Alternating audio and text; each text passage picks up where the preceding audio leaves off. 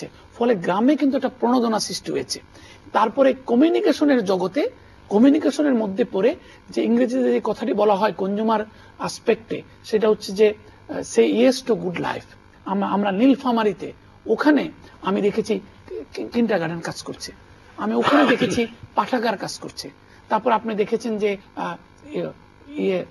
আমাদের ওখানে ইপিজেড হয়েছে, শিল্প কলকারখানা বগুড়ায়, আমি রাজশাহীতে দেখেছি, দিনাজপুরে দেখেছি, অনেক জায়গায় কিন্তু এই কনজিউমারিজমের ডেভেলপমেন্ট হচ্ছে।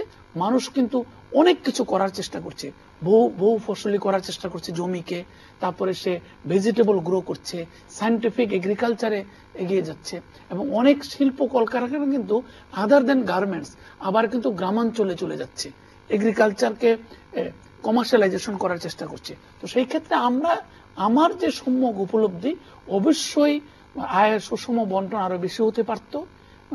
দরিদ্ররা যে কোনো ন্যাচারাল ক্যালামিটি বেশি ফেস করে, বাট স্বাস্থ্যসেবা আবার যাওয়ার চেষ্টা করছে, এটা সরকারের সূত্রে হোক বেসরকারি সূত্রে হোক।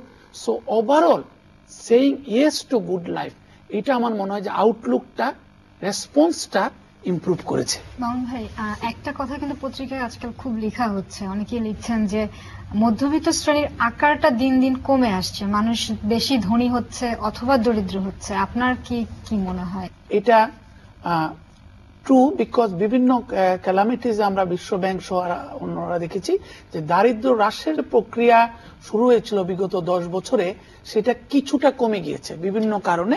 এবং আমি যেটা বলেছি, দরিদ্র লোক তো স্বাস্থ্যহীনতা কিংবা স্বাস্থ্য সেবার অভাব কিংবা যে কোনো প্রাকৃতিক দুর্যোগ, যে কোনো বিষয়টি ভানারেবল গ্রুপ কিন্তু বেশি ফেস করে এই যুগটা।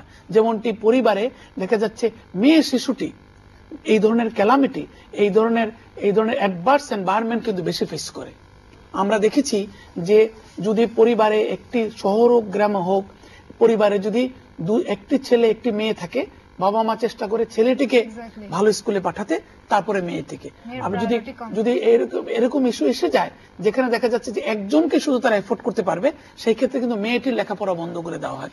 So I am not getting into that diversity discussion, but আমি যেটা মনে করছি যে ইয়েস, ইনকাম ইনইকুয়ালিটি হয়তো যে হারে কমা উচিত ছিল সে হারে কমছে না, বাট উদ্যমী জনগণ না, আমার মনে হয় যে জিনিসটা বলতে চেয়েছিল, যেটা আমিও ইকুয়ালি কনসার্ন, সেটা হচ্ছে একটা মানে সচেতন মধ্যবিত্ত শ্রেণী আমাদের এখানে তৈরি হচ্ছে না, যে কারণে আমাদের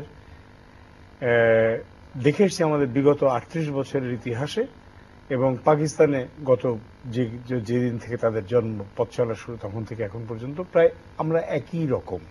যেহেতু মধ্যবিত্ত একটি সচেতন শক্তিশালী মধ্যবিত্ত নেই, সেহেতু আমরা কিন্তু গণতন্ত্র থেকে দূরে সরে যাই সবসময়। এটা একটা অত্যন্ত সুন্দর কথা।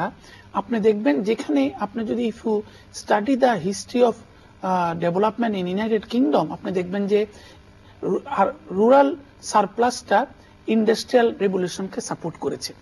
এইটা একটি জিনিস হয়, আপনি যদি নিউ ক্লাসিক্যাল আমরা অর্থনীতিতে পড়েছি, সেই যেটা সেন্টার পেরিফেরি থিওরি, সেখানে আপনি দেখবেন যে থাইল্যান্ডেও কিন্তু বাজার অর্থনীতি ডেভেলপ করেছে।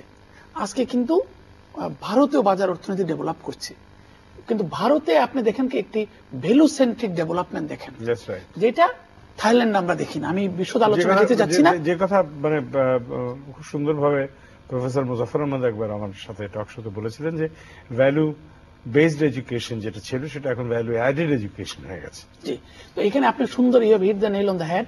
তো ভারতের সাথে থাইল্যান্ডের পার্থক্যটাকে, আপনি যদি ভারতের একটি ইউনিভার্সিটিতে ঢুকেন এবং থাইল্যান্ডেরও যদি একটি ইউনিভার্সিটিতে ঢুকেন, আপনি দেখবেন যে you can easily identify the difference, the ডিসকানেক্টস।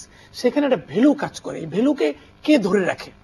আমাদের ভ্যালু কারা ধরে রাখছে? আমাদের এখানে একটি সুশীল সমাজের যে উত্থান, কিংবা আমাদের মিডিয়া, কিংবা আমাদের এডুকেশনাল ইনস্টিটিউশন, কিংবা আমাদের বিচারালয়, এগুলো আমরা they are the custodian of values. Values এর কাস্টোডিয়ান হচ্ছে বিশ্ববিদ্যালয়, বিচারালয়, পরিবার, সমাজে যারা সিনিয়র সিটিজেন বলা হয় তারা ক্যারি অন করে।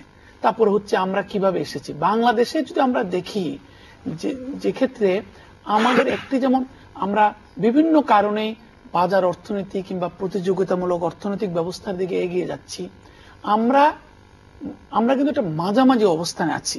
মাঝামাঝি অবস্থানটা কি? একটি হচ্ছে যে থাইল্যান্ড, একটি হচ্ছে যদি আমরা ভারত, যে কথাটি বললাম, আরেকটি হচ্ছে কি আমরা একটি মহান মুক্তিযুদ্ধের মাধ্যমে আমরা স্বাধীন হয়েছি, এটি একটি ব্যাপার। আমাদের মধ্যে আমাদের একটা বিরাট সাংস্কৃতিক ঐতিহ্য রয়েছে। আবার আরেকটি বিষয় হচ্ছে আমাদের গণতন্ত্র এখনো ভঙ্গুর। আসলে মানে বহুল আকারে যদি বলা হয়, সামষ্টিকভাবে যদি ধরা হয়, আসলে এই ভ্যালুজ কিংবা মূল্যবোধের কাস্টোডিয়ানকে গণতন্ত্র। আমরা যে জন্য বারবার বলি, বিভিন্ন সময়ে যখন গণতন্ত্রের শৈশবে আমরা কিন্তু অনেক প্রবলেম ফেস করি। আমাকে প্রায় এখন বলছেন অনেকে যে আমরা কি বিগত 2 বছর ভালো ছিলাম না? এই যে সন্ত্রাস, ফোন, এবং মায়েরা ভয় পাচ্ছে, স্কুলে ভর্তি করতে পারছে না, কিংবা বিদ্যুৎ নেই, অনেকে কিন্তু আবার বারবার বলছে। আমার উত্তর হচ্ছে গণতন্ত্রের শৈশব হচ্ছে অনেকটা বর্ষার পানির মতো, যেখানে পানি প্রথম কিন্তু একটু নোংরা ঘোলা থাকে, পরে কিন্তু আস্তে আস্তে টলটল করতে থাকে। সো এই টলটল করার ক্ষেত্রে যারা আমাদেরকে নিয়ে যাবে, সেই ইনস্টিটিউশনগুলো, প্রতিষ্ঠানগুলোকে যদি আমরা শক্তিশালীভাবে গড়তে না পারি, তাহলে কিন্তু এই বারবার কিন্তু আমার ওই যে ল্যাটিন আমেরিকার সেই কবির মতো হোম কামিং এর মতো মনে হবে যে আগের দিনই ভালো ছিল। তাছাড়া এ বিষয়ে